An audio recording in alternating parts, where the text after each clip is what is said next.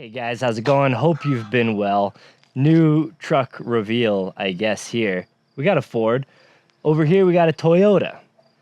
This is sold. I still have it obviously right here, but it's essentially sold. I essentially sold my Tundra for a Super Duty. This one is an F450. We'll talk about that a little bit later, but selling my Toyota for a Ford, I will get some hate. I've been getting a lot of hate, actually, for vehicle decisions and purchases. So I appreciate you guys that have supported me in the comments.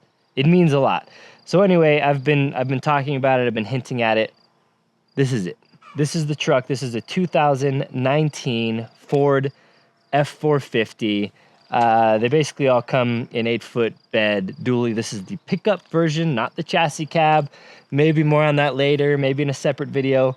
6.7 Powerstroke Diesel, 4-wheel drive. It's a beast. It's a beast of a truck. And over here is my Toyota Tundra, an amazing truck. I talked about it and probably, I think that was the last video I uploaded. So if you want to hear my full thoughts on this truck, you can watch my last video. I love this truck. It is my favorite. It's currently my favorite truck. If I were to only have one truck, it would be this truck. I talk about all that in the previous video, so I won't repeat all of that in this video. But if you guys have been following me for a while, 4 or 5 years, you may remember on the channel, I had this build. It was an F250 Tremor. We called it the Freedom Tremor. And that went down in history as maybe my favorite truck to date. I won't get too much into it, but it was a truck, had some build partners. Diamondback Covers was the primary one. Bought that truck, built it, used it for a year, went on some adventures with it, went to some shows with it, did some marketing with it. The goal of that truck was to raise awareness to fight, to combat human trafficking, and then raffle the truck off to a winner who still has the truck, who commented on that the video or two back saying that that truck kind of changed his life, which was amazing. And we also raised $200,000 to fight human trafficking. So all of that was awesome. But I had that truck for a year. It was never my truck. I never owned it. I was just in possession of it for a year, but I loved that truck. It was my first Super Duty I ever owned. I've never even owned an F150. So that was my first personal hands-on year-long experience with the Ford trucks. And I was like, Ford knows how to make a truck. My brother had an F-150 for years, and he loved that truck. Actually, my dad has it now, so that F-150's been in the family for a long time. And he loved that truck, and I love that. And I was like, Ford knows how to build a truck. Obviously, I'm a Toyota guy. I have 1, 2, 3, 4, 5, 6, 7. I think I have 7 Toyotas right now, so I don't want to hear the Toyota slander from you fanboys out there. But Toyota doesn't make an HD truck. Toyota doesn't make a diesel truck in the US. Toyota's biggest, baddest truck is this truck right here. And I love this truck. And this is going to be a deeper dive into the flip side of that, where I talk a little bit more about the new truck, not as much about the old truck. So if you want a video more catered to the Tundra, watch that video. So I thought Ford made a great truck. I thought the interior was better. I thought there was better storage. I thought everything was more thought out. The cup holder situation was better. It felt roomier. And you compare an F-150 to a Tundra, the EcoBoost engine, more power, has better fuel economy, has better like exterior power supply. There's a lot that I like more about Fords. Now, Toyotas are obviously good. Again, Toyota fanboy here. And longevity, reliability is maybe the thing that we're talking about when we're talking about Toyota, bomb-proofedness. But people maybe don't know in the Toyota world that Super Duties regularly go over 1 million miles as well. Now, in general, I would say, yeah, obviously a Toyota is going to require less maintenance, and a Ford will require more. But Fords aren't necessarily crappy. I mean, there's probably Rams and Chevys out there that do it as well, but I'm more of a Ford fanboy than the others for reasons. But Super Duties are good. They're good trucks. We got a storm rolling in. Temps kind of dropping. BRB. Ah, that's better. I'm in my popped collar, era of my life. I don't know. What do you guys think? Pop collar, down collar? Kind of a lot of the stuff I've been wearing, I like popping it. Kind of for sun protection and whatnot. Anyway, a little tangent here. This is made from the sponsor of today's video. Thanks for sponsoring, Fabletics. So this is called, I believe it's the year-round Terry shirt jacket. So it's like a shirt jacket. It's got some snaps here to close it up if you want to. Super comfortable. And what I found with Fabletics clothes are like stretchiness is the name of the game. This is actually a Fabletics t-shirt, one of my favorite t-shirts as well. They're kind of an active wear brand, but they make some everyday stuff and actually some golf stuff as well, which is rad and super comfortable. So I mentioned it before, Fabletics is a brand I actually knew because my wife loves their stuff, orders their stuff way too much. They actually sent a care package to my wife. Thank you. So when they reached out, I was like, oh, I don't know. I didn't even really know they made men's clothing.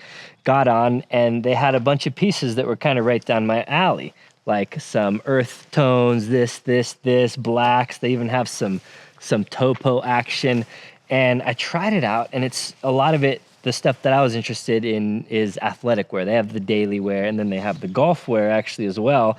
So I got a couple golf polos and some pants that are a little kind of stretchier and, you know, look a little more classed up, I guess. And they have some stuff that appealed to me. They got all the zip pockets so your keys don't fall out at the gym. They got the towel hooks, just moisture wicking, super stretchy and comfortable. And before getting this stuff, I just wore like old board shorts and stuff. I'm old school, I guess. And this is so much better. So I'm stoked that they reached out. So I have this interesting thing called a VIP program. It's kind of a subscription. The first time when you sign up, they give you 80% off your first order, and then it's like up to 50% off all the time. And then once a month, you get a credit for either a free like 2-piece item or something else up to $100. It's a flexible membership, so between the 1st and the 5th of each month, you can actually just choose to cancel that month and then pick it up again next month. And they have a wide selection. Again, a lot of just casual wear, athletic wear, golf clothing, things like that. So if you're interested in trying out, again, I've really honestly been liking the stuff, just how comfortable and stretchy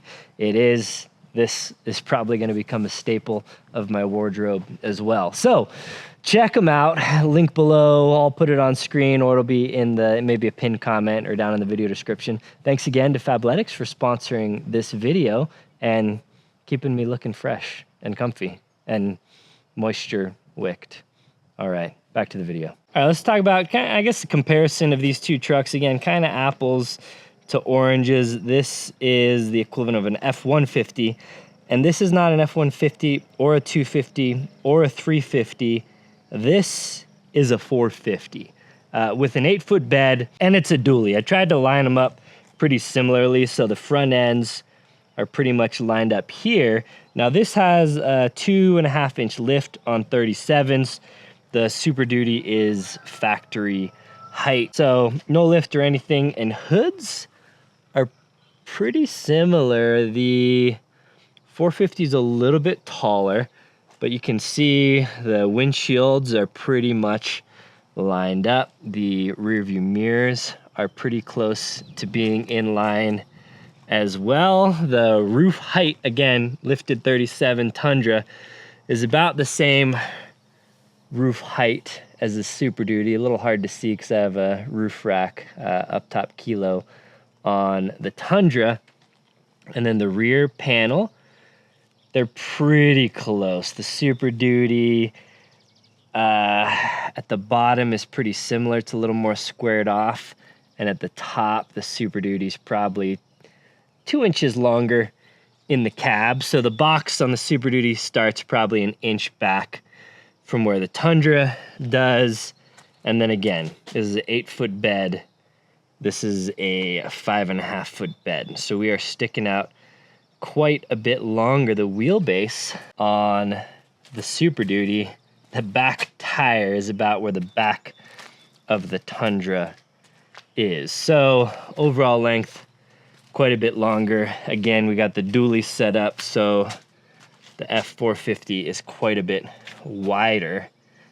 As well, the bed is massive. I've also never owned an 8-foot bed truck. This has got the Ford puck system in there. The mirrors huge. So it's a big truck. Basically, you know, you can get a 650 actually, but it's about the biggest truck you can get. And I don't live in the city. I'm not parallel parking downtown. I'm not even in parking garages unless, you know, I got to go to the hospital or something. And I have other vehicles. This is not my one and only. So a huge truck is fine with me. I live up in the mountains. The parking lots are typically a little bigger up here. So I am really looking forward to the massiveness and the massive power of this truck. So what do you get? Why did I go to the 450? I'm gonna make a whole video talking about why I did 450 dual rear wheel DRW dually versus single rear wheel, and all of that I think in a separate video. This is more why I upgraded trucks. So payload on Tundra about 1,500 pounds. Payload on a Super Duty, an F450. Again, this will get into the nitty gritty a little bit about 450 versus 350. You can actually spec a 350 to be more than a pickup bed 450 in terms of payload, because the 450 is a heavier truck, and the 450 is still, I believe this is still falls into a class 2 truck with a GVWR of 14,000 pounds. And that is for some, you know, some licensing issues, insurance stuff. They didn't want this 450 to be classified as a commercial vehicle. But if you did get the chassis cab, that means no bed on the back. There are some differences in that than it is a commercial vehicle, just like a 550. I'm going to talk more about that in a different video. All that to say, a 450 is a D-rated truck. So pretty unanimous that the 450 can handle a quite a bit higher GVWR than 14,000 pounds, but it's on paper, it's 14,000 pounds. So you can spec an F350 to 14,000 pounds GVWR as well, and an F350 is a lighter truck. So technically that means that you can get more payload on paper than an F450. But all that aside, 450, you're realistically looking at, you know, 4,000, 5,000 pound payload versus 1,500. Towing, I forget. I think the Tundra's around 11,000.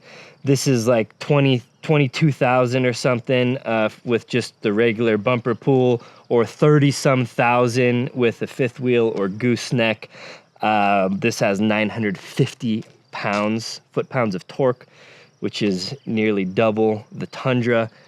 Power for days. This one needs, these are 19.5-inch wheels. So you need 19.5 or 20 because the brakes are so big that you can't go down to something like a 17. The axles are beefy, the transmission, beefcake, everything on a 450 or, you know, a 350 as well, or even a 250 is way more beefed up than a half-ton pickup. And that's just the name of the game. It's a different classification of truck. So when I wanted to do real truck things, even go rent a mini excavator or something, you can't actually in the Tundra. But again, no fault to Toyota, you also can't do that in an F150. You need a 250. You get into something bigger, again, if you're renting it from a place that is enforcing rules, you may need something like a 450 even, or a 550. So this isn't the biggest, absolute baddest truck on the road, because a chassis cab 450 or a 550 is technically bigger, but this is the biggest, baddest truck you can get on the road that comes from the factory with a bed that is not classified as a commercial vehicle. So in the last video, when I said I want to differentiate all of my vehicles a little more, and the Tundra was kind of my biggest, baddest truck, but it wasn't much more big and bad than, you know, that Tundra, and not a whole lot more big and bad than like my Tacoma, and doesn't tow a ton more than my Sequoia. I wanted to differentiate more and just get the biggest and baddest. So that's how we arrived at the 450. So this truck, again, not apples to apples. The Tundra is a 2024 Platinum, like one of the highest trim levels you can get, essentially brand new. There's actually been a facelift and a whole redesign to the current version of the Super Duty. So this is a 2019. It actually changed slightly, little facelift in 2020, and then changed in a more major way in 2023. But the 6.7 Powerstroke has also undergone some changes. but it's been around since 2011 and is still even around on the current 2025 Ford Super Duties. It's available anyway. The 6.7 Powerstroke. So this is a great motor. You know, there will be people that like the Cummins or the Duramax better or whatever, but Ford is very proud of this motor. They've been using it for a long time. And again, there's been some changes and whatnot. This has a 6-speed transmission. The new ones have a 10-speed. The 10 speeds are arguably better. There was an argument for 2019 prior trucks because that was pre-COVID, and a lot of people said the build quality on the pre-2020 trucks was better. So this is the last year of the pre-COVID build quality trucks. Talking kind of way more than I anticipated in this video, but it may be a long one, so we'll get into it. So the truck, this truck cost me nearly $70,000 new bone stock. Now I've added, you know, $20,000+ of mods to it. This truck, if I were to get an F450 today, you're not getting out of there brand new for under 100 grand. It's an expensive truck. So this is a used truck. This is a 2019. It's got 92,000 miles on it. It's one of the lowest, it's really the lowest trim you can get. This is an XL trim. They fancied it up by saying it's got the STX package, but all that really means is they chromed out some stuff as far as I can tell. It does also have the FX4 package, so you can't get an F450 Tremor. The FX4 is the most off-road capable from factory F450 you can get. But unfortunately, the dual rear wheel with the FX4 doesn't get a locker. FX4 oftentimes does give a locker in, I believe, everything except for a dually. So I didn't quite know that when I was researching until I got a little deeper. But if you're researching a dually FX4, you don't get a locker. You do get a skid plate and a couple other things, but yeah. So XL, what does that mean? Especially in at least these older trucks here, it means you got a cloth interior. Do I even have heated seats? I don't. Do I have cooled seats? Heck no. Do I even have power mirror? I mean, I can adjust the mirror position power, but I don't have power folding. I don't have power telescoping. I don't have a heated steering wheel. I got actually like a rubber steering wheel. This doesn't have the vinyl. It's got carpet. But there are some other things you can kind of spec out. So this one, fortunately, was spec'd out with the pano cameras. This one has the ultimate tow package. So I don't know if it's part of it, but I do have basically, this is called the Ford Puck system for gooseneck hitch. I don't pull a fifth wheel or a gooseneck though, so you know, maybe I'll utilize that one day, which is another reason for this truck. I want to keep it for a long time, and if one day maybe I buy some heavy equipment or maybe I buy a fifth wheel, I will have the truck already. So like I said before, I do have the pano cameras, which means I got cameras on the mirrors. I got camera up here. I got 2 different cameras back here, and it does the whole, when you're backing up or whatever, shows everywhere. With such a huge truck, that is something that I wanted. This is a fixed glass rear window. Tundras, all Crew Maxes come with the full roll down window, which is rad. This has nothing. The best you can get on a Ford is that little part that slides over though. So not missing a whole lot, but I would definitely prefer to have the sliding rear glass because on occasion I do carry very long pieces of lumber, which would have been awesome to do in this truck. So one of the only things that I really wish I did have is the rear glass. But 450s are kind of hard to come by, and I wanted to stay within a budget where I was like, I don't know if I talked about it, I got this for 45 grand. So I wanted to sell this, come out ahead, have some room and money for mods and stuff. I'm trying to be a little more financially responsible. Again, this isn't my daily driver. I'm not spending 40 hours a week in this truck. I was like, I talked about it a little bit in the previous video. This truck is kind of just too nice for me for a truck that I don't drive much. So I was like, I'm going to throw that out with this truck, and it's going to just be a truck that does truck things. Now, it does have some hail damage on it. Nothing crazy, and it's really just the hood. This is an Illuma Duty. So for people that don't follow the Fords, they switched, I forget what year, I think in 2017 maybe, to aluminum. So everything, hood, panels, even the bed is all aluminum, which when they first did it, everyone was up in arms. Aluminum, piece of crap. But it's lighter. You don't have to worry about rust or anything like that. People say they're really durable, so I don't know if the hail would have dented steel as well, but it did dent primarily the hood, but I got a couple others around. So I'm not making this into a show truck or anything. I don't love hail damage, so I made PDR the worst ones and just kind of let them be. Exterior, I'm going to delete all of the chrome. I don't like the chrome. Spoiler alert, I am putting it on 40s. Maybe bigger than 40s eventually. But we're going to 40s and we're going to super single this. So that means it'll have a single big front and a single big rear, and it'll square it up, and this will stick out more, and I'll need to get flares that come out more, and that'll be awesome. I'll talk about that more in a future video.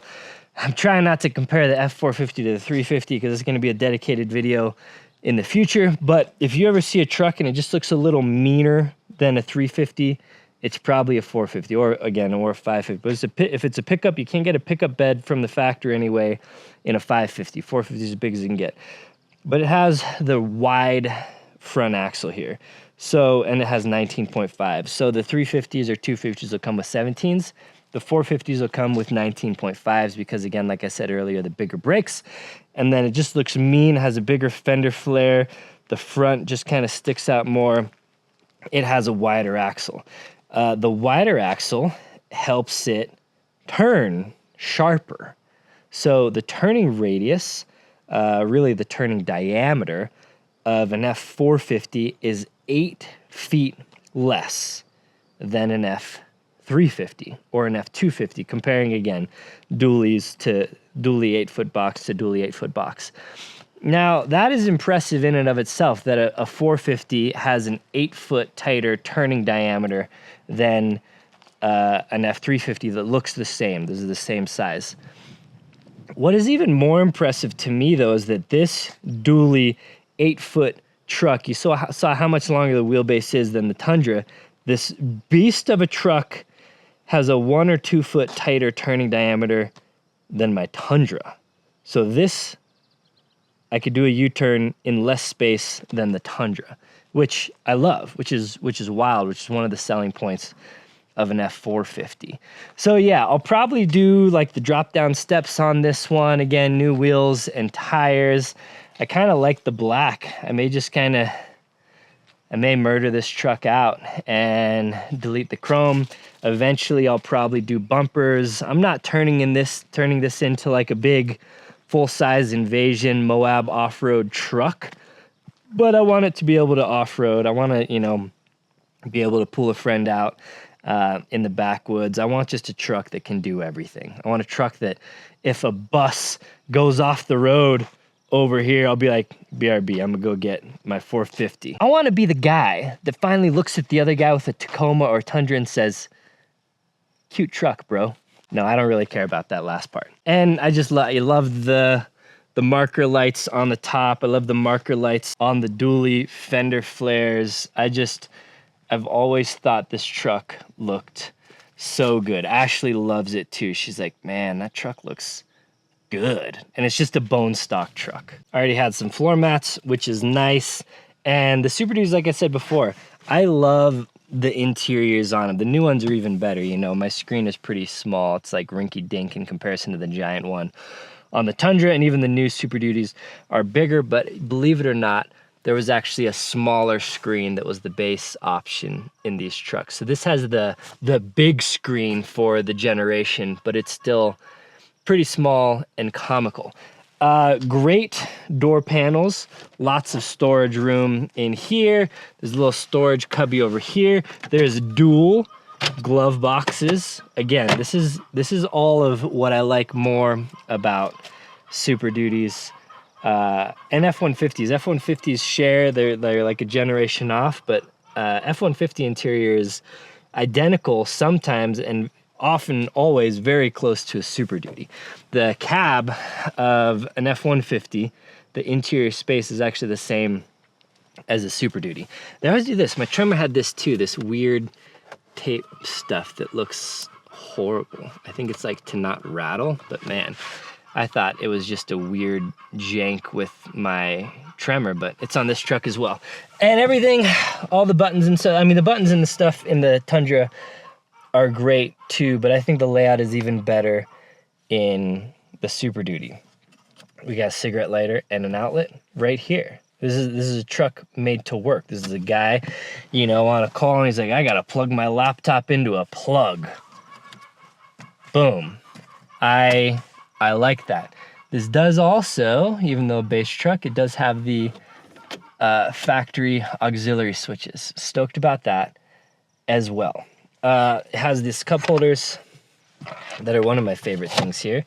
You're like, oh, 2 cup holders and some storage. I really wish it had more cup holders for this.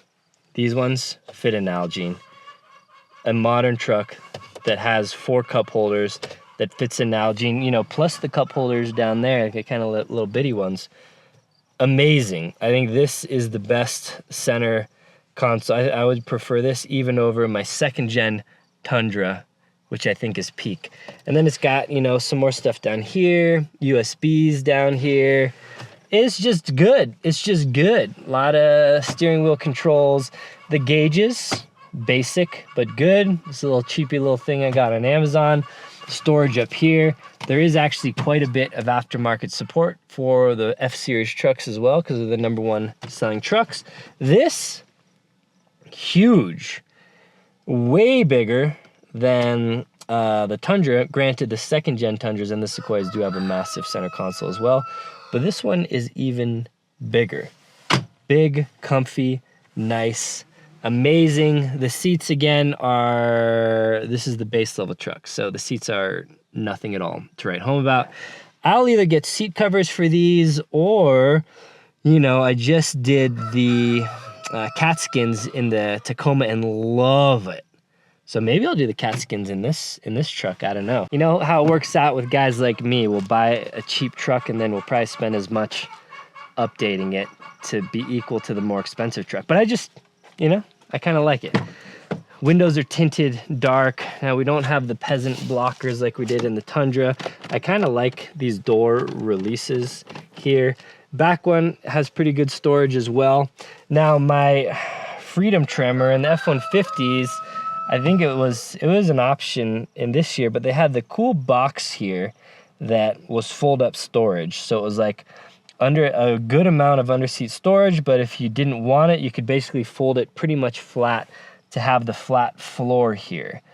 So these seats have room under the seats, and I might get, there's a couple companies that make different ones. I know Boss Strongbox has one that is under the seat, and it's a drawer that you can actually access. It's a lockable steel drawer that you can access from the front, so you can reach from the front seat back and open the drawer, and you know, maybe I'll keep something in there for access. Some of them, like they have, I saw one that has a drawer that comes out this way, which is kind of cool, kind of convenient.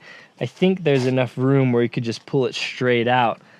But then the prepper in me gets in these scenarios where I'm like, what if I can't get, you know, what if this door is, if I'm in an accident or I'm just, you know, stuck in traffic and there's someone right next to me and I can't even open this door, then I can't get in that one.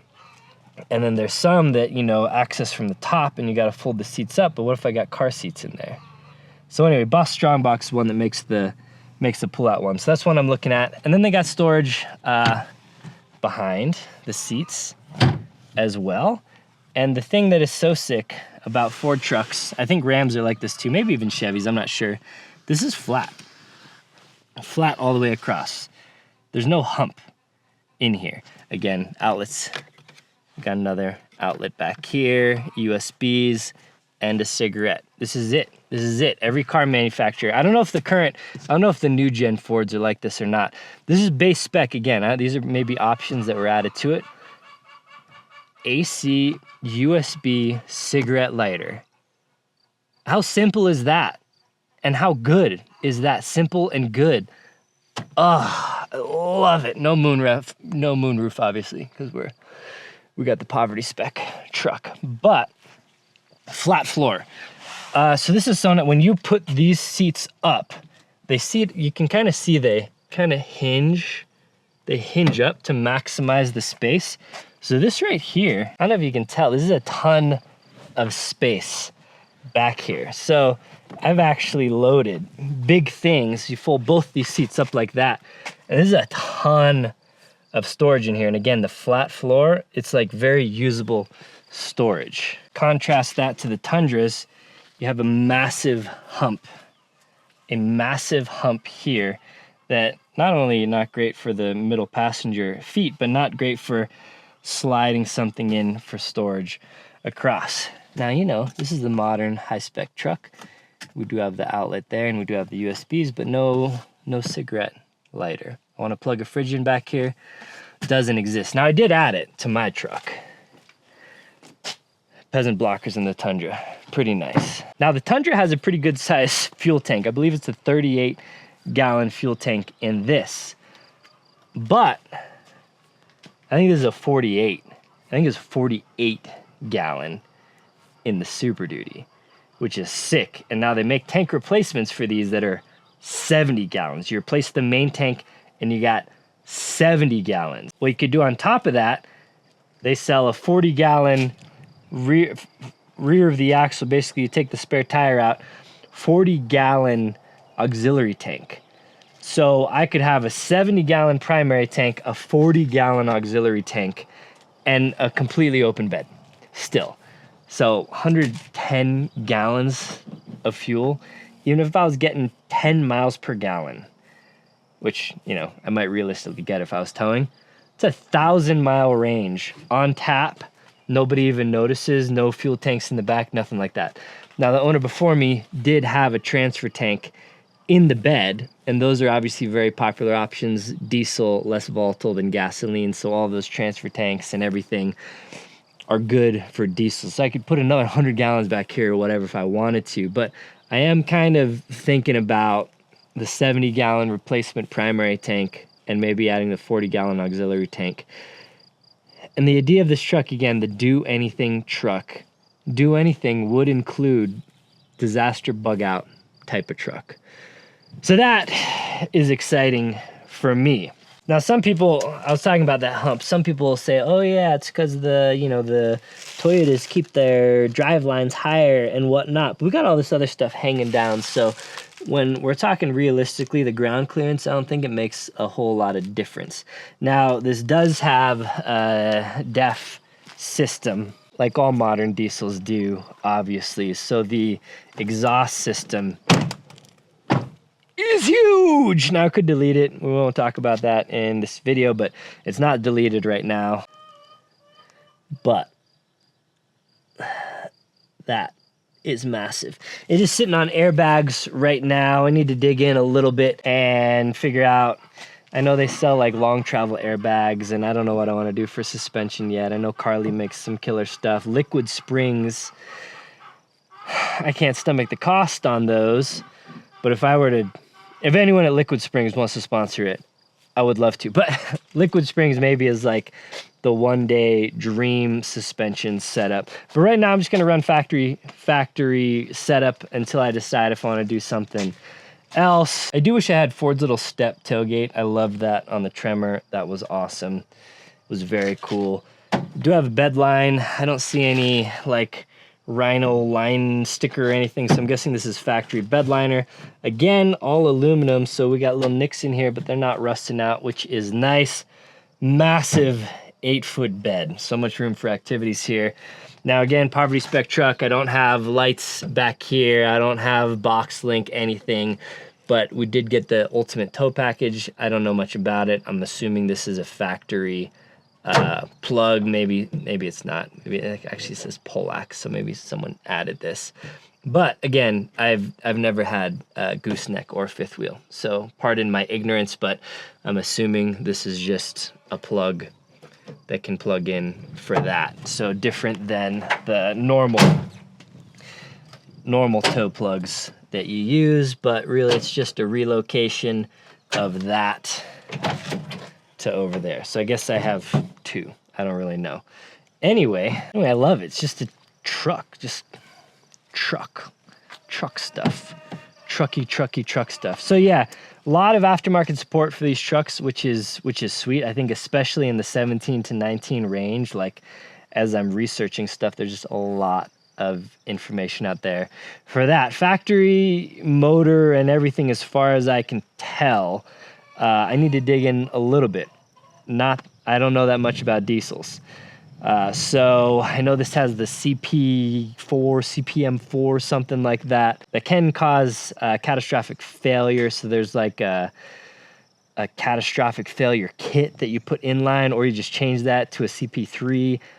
I'm learning, guys. So give me some time and I'll be up to snuff on all of that. But in the meantime, feel free to make fun of me, because I am admittedly just a noob in this world. But I've done just truck research, 250, 350, 450, kind of all of that stuff over the past couple years. I've done probably hundreds of hours of just research leading up to this purchase. Now again, if price wasn't an issue, if I was just independently wealthy, or even if I was like using this truck for work and using it every single day, maybe I'd have opted for a newer one. So me buying a 2019 isn't really saying anything about like the newer ones suck or anything like that. Like, I would take one. They're just over double the price. So yeah, so the build will progress, and this will probably already look different in the next video I have of it. Minor tweaks and changes. Really excited about it, guys. And now it's again, apples to oranges here. This is like a nearly 10,000 pound truck. Like, it is a big, heavy truck, and this is kind of lightweight, but both full size, both accomplishing the same thing, towing, hauling, whatever. Is the Tundra probably a better fit for my current lifestyle? Maybe, because again, I'm not going to utilize the full extent of what an F450 is capable of. But you think about it in terms of, they say this for a lot of stuff. When you get a tractor, right? So I have a Kubota L3902, and I was looking at the 25 series. And I was even looking at the smaller, the 19 series, because like, I'm not doing much, just like little work stuff. And they always say, when you're looking at something like a tractor, get a size up. And I actually went kind of 1 to 2 sizes up, and I still wish I went bigger on the tractor. When you're getting a big metal building, this building looks massive, right? It's a 50 by 50. Originally, I was like, 40 by 40 would probably be good. I'll up it to the 50 by 50. And now I wish I went bigger. So truck's kind of the same deal. I didn't want to get a 250 or a 350 and be like, man, I really regret not just going for the 450. Now, I might have regrets of not going for a 550, but probably not. All right, real quick. I know I'm going to break this into a separate video, but 450 pickup versus 450 chassis versus 550. We talked a little bit about the reasons that a F450 is kind of superior and in some ways inferior in some ways to the F350. Primarily ride quality is the difference. The F450 is it's like got commercial tires and it's beefed up and it just rides a little rougher. But anyway, a 450 versus a 550, just real quick.